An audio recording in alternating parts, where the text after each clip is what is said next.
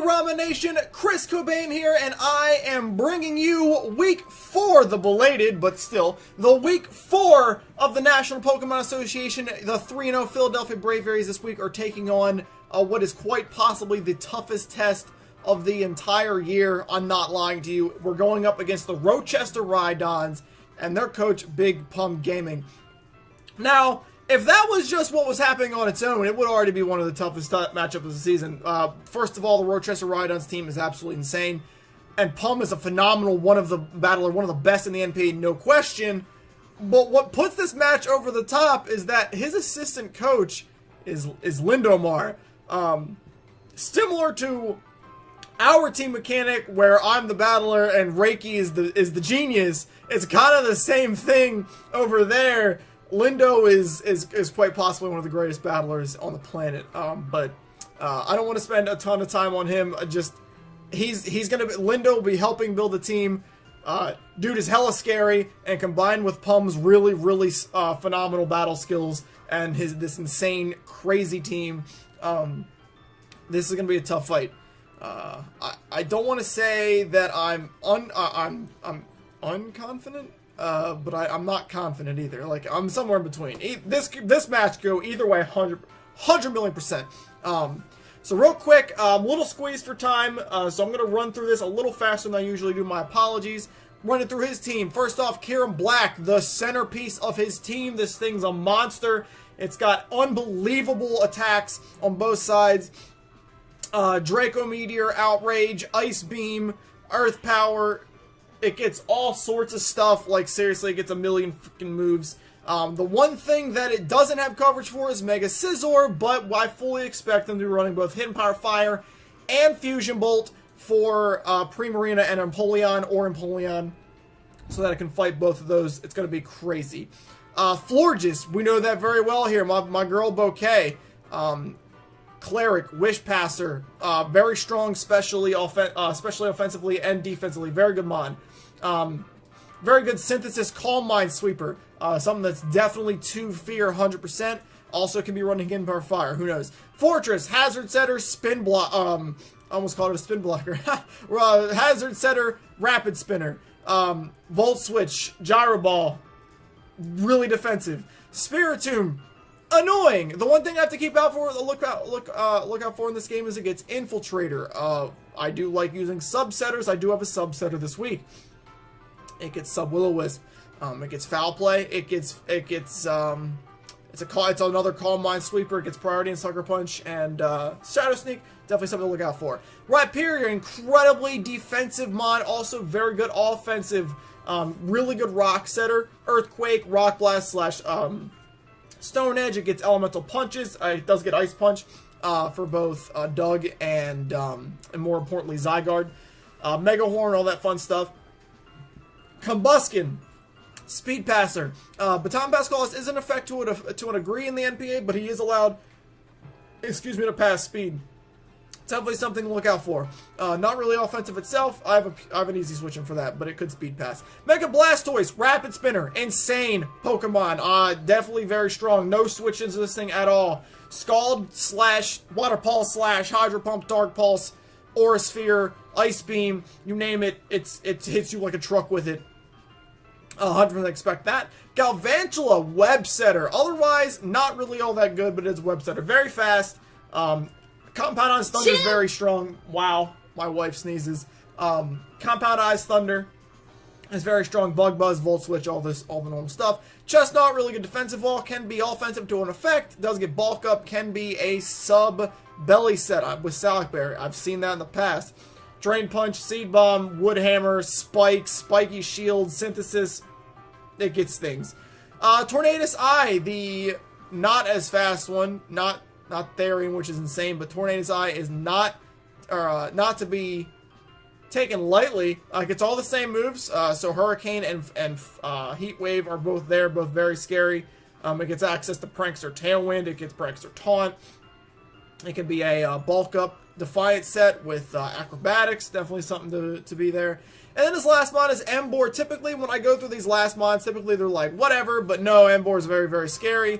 Kind of slow, not all that bulky, but dang, he's got coverage and hits me like a truck everywhere. He destroys Scizor, he destroys Empoleon, he destroys Primarina, he destroys, he one-hits a lot of stuff on my team. Definitely something to fear this week. Okay. Like I said, my apologies. A little crunch for time this week. My genning was kind of messed up, so I'm a little late to the battle already. So actually, as soon as I get done this, I'll be doing the battle. But let's go ahead and take a look at the team this week. Again, learning through it a little bit quicker than usual, but I will give you guys all the information that you need. Starting off, obviously, with Slick, the Mega Scizor. He's going to be Impish, Tech, obviously, into Tech, and the Scizorite. He's running U-Turn, Defog, Roost, and Bullet Punch. This is a very weird set. I would never tell you to run Defog on Mega Scizor, but we didn't feel confident with Empoleon this week because of multiple reasons. But we needed the Defogger because Sticky Webs could thrash my team. He's got no setup. He's got no offensive pressure. Or not offensive pressure, but he's got no offensive investment. He's 252 HP, 116 defense with the Impish nature, and 148 special defense. He has the stay ability we need him to have. Aside from Hidden Power Fire from Kyurem, he takes every hit from Kyurem very well. He does a good job of walling off Florges. He does a good job of walling off Rhyperior. He can take hits from Blastoise and Galvantula, defogging Galvantula's face. And as long as it's not Heat Wave, which he will run anyway if he's carrying it, he can take on Tornado Side. Doesn't hit incredibly strong. Does do 50% plus to Kyurem. That is important. Alright, sorry. Continuing the theme of we're running the same crap every single week. We've got, and I got nicknames this week, by the way. Green Arrow, the Zygarde, 50%. He's running Jolly, Aura Break, obviously, and Leftovers. He's running Earthquake, Dragonite, Substitute, and Extreme Speed. This guy, our Pumm, only has one immunity to ground, which is Tornadus, and that Tornadus does not take E-Speeds very well. So we actually went with Earthquake instead of 1,000 Arrows. Shocking, I know. 68 HP, 252 attack, 64 defense, and 124 speed sub Deedant set. This is able to set up sub pretty well on a lot of stuff. It can take Gyro Ball while he's after a single Dragon Dance. He's still able to take Gyro Ball from Fortress, and the sub stays alive. He's able to set up sub on Rhyperior fairly well. Not super well. He's able to set up sub pretty much all day on any defensive variant of Chestnut, unless it carries Woodhammer, which would be weird, but who knows. It can also set up decently well on Emboar, assuming Superpower is what he uses to break sub. He loses attack. Pretty simple. Built to set up Dragon Dance and win. The only thing on Pump's team that really stops this after it's +1, two very specific things. Bulk up Chestnut, because then otherwise Chestnut can't touch me, and Infiltrator Spiritomb with Will-O-Wisp that can Will-O-Wisp through sub. Otherwise, nothing stops this once I set up a Dragon Dance, considering that I'm assuming he's not running Scarf Kyurem, because that would be weird, but we'll see what happens. And continuing the theme of running the same crap every single week, Raigeki. I love this name, by the way. Thundurus Therian, and this time, for once, we're not running a Z move on Thundurus. Timid Volabsorb and Choice Scarf this week. He's running Thunderbolt, Grass Knot, U-Turn, and Hidden Power Flying. Yes, that's Hidden Power Flying. 2-2 special attack, 44 special defense, 212 speed is going to ensure that we are definitely faster than Kyurem. By the way, Zygarde is built to outspeed Mega Blastoise. I didn't mention that. Thunderbolts for general power. Obviously, Grass Knot is for both Stoice and Rhyperior. That way, I don't have to click Thunderbolt on Blastoise. U-turns for general momentum without getting destroyed by Rhyperior. Hidden Power Flying is 100% for Chestnut. The one thing that really does work against Zygarde to a degree. So that's why he's running that. I don't believe Hidden Power Flying really does anything else. I guess it hits Combustion, but barely better than Thunderbolt, but whatever.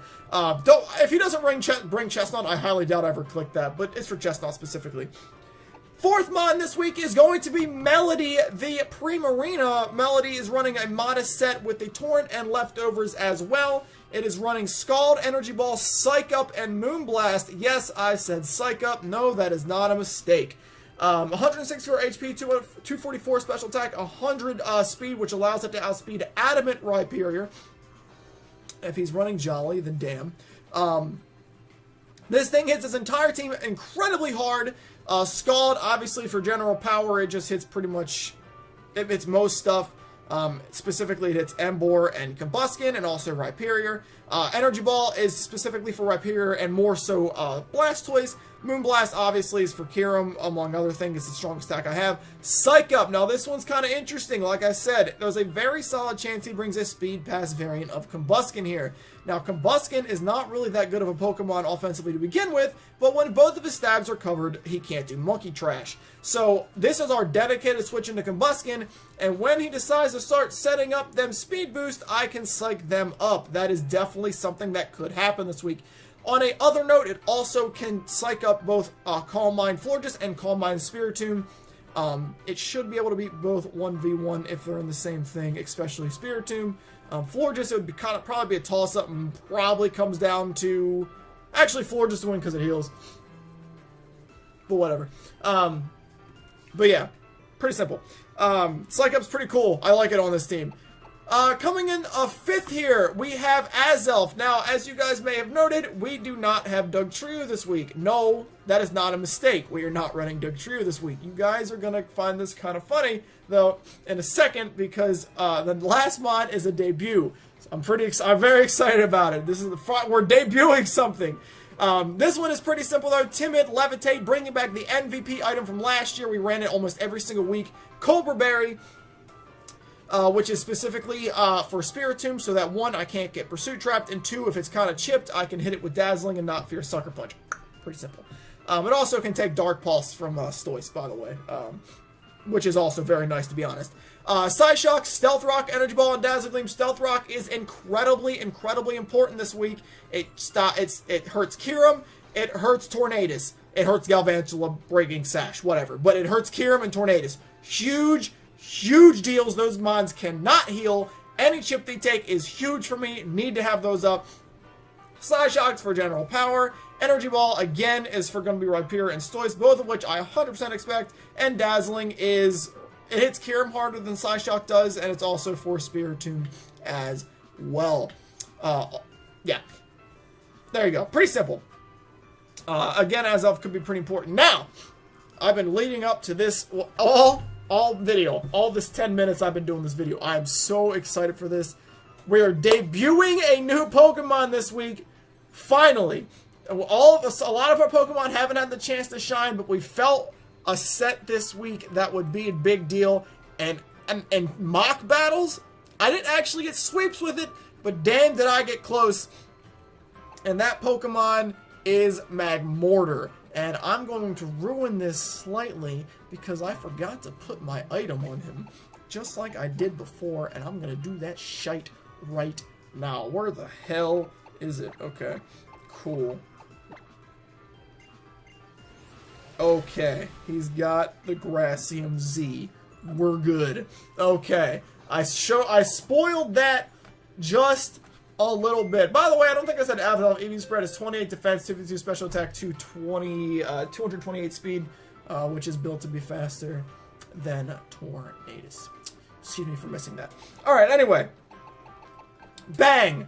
Boom! There he is! The God! I'm excited for this one, dude. I really am. Timid, Flame Body, Gracium Z, Z Solar Beam, Magmortar. I am so excited for this set. So he's running Flamethrower for general power. We did not feel we needed Fire Blast or anything this week to take the risk. Flamethrower hits everything we need to solidly hard. Solar Beam with the Z move. Focus Blast is going to be for Kirim more than anything else, but it also hits Rhyperior for about 50-ish%. And Flame Charge is the other fire on this set. After a single Flame Charge, he is actually faster than every Pokemon on Pump's team, save a Scarf. And it would have to be Scarf Kirim, Scarf Galvantula, or Scarf Tornadus, which would all be kind of weird. But after a single Flame Charge, this thing is faster, and pretty much everything is pretty much there to bait one or the other, Stoice or Rhyperior. More likely Stoice, because he's going to know Focus Blast is there, and he's going to know it doesn't do a ton. The thing about it is, I get Focus, and Mag also gets Thunderbolt, so he knows I have the ability to run coverage for both, but I don't even come close to one-tapping either. Focus is about 50 to Rhyperior. Thunderbolt, I would imagine, does somewhere around 50. I don't know the exact calc. But but it probably does around 50. And obviously both Rhyperior and Blastoise would absolutely obliterate me in one shot. It's bait. If I can see Solar Beam that Blastoise, his hazard control is gone, and thank the Lord for that. He's 252 special attack, 36 special defense, excuse me, and 220 speed. Again, this is built to be faster than max speed Megastoise before a flame charge, and it is faster, as I said, than his entire team after a single flame charge by quite a bit. If we can chip certain things, and when I say we chip certain things, namely I mean Emboar, pretty much, and Florges probably has to be close to dead or dead, otherwise I can't do too much to it. But if we can chip the correct things, this thing goes ham. A single flame charge on Chestnut or Florges if it's when it's weakened, or whoever here, even Tornadus, I believe I can set up once on Tornadus. I don't believe a Hurricane kills me. This thing can go absolutely ham. His two remaining shots to it both died as the Solar Beam. I hope this thing does work. I'm so excited for him. His name was Avatar Roku, by the way. Azelf was Navi? The Zelda thing. You know, the little annoying, hey, listen, yeah, that. Thank you guys for watching today. I appreciate it. I'm sorry this was kind of rushed. I don't even know how rushed it was, but I felt like I rushed it a lot. Thank you guys for watching today. I appreciate it. I'm literally going to turn this video off and just instantly be like, Pumm, I'm ready. Because he's going to be like, I'm like half an hour late because of the jetting problem. So he's going to be like, Chris, I hate you. And I'll be like, I know. Well, we'll do it. We'll do it. All right. I'm out. Thank you guys for watching. Thank you for rooting for your Philadelphia Braviaries. I appreciate it. I'll see you guys in week 4 as we take on Pumm and the Rhydons. All right? All right. Peace, Ramen Nation. Thank you guys for watching. See ya.